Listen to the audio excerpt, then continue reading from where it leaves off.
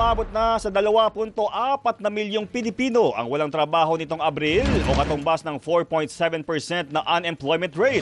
Mas mataas po ito sa 4.1% sa kaparehong panahon noong nakaraang taon.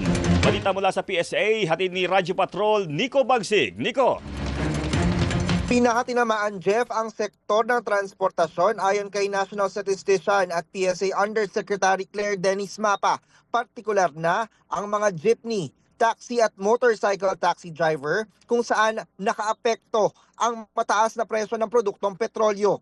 Paliwanag ni Mapa, naapektuhan ng kanilang pagiging underemployed ang haba ng oras at kita ng mga driver kaya nagkaroon ng pagtaas sa kanilang datos. Isa pang naapektuhan ng pagtaas sa presyo ng produktong petrolyo dulot ng sigalot sa gitnang silangan ay ang sektor ng pangingisda o fishing and aquaculture na pumangatlo sa nagkaroon ng pinakamaraming pagbaba sa bilang ng mga trabaho sa 1.25 million noong April 2026 mula sa 1.41 million noong nakaraang taon.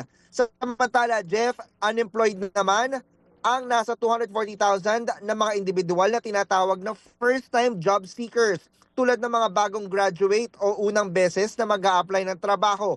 Ilan sa mga dahilan sa kanilang survey ay kasalukuyan pang naghahanap ang mga individual ng trabaho pero bigong matanggap o di kaya naghihintay pa ng tawag mula sa kanilang kumpanyang pinag-applyan.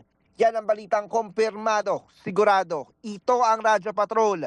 Nico Bagsik, DZMM. Maraming salamat, Nico Bagsik.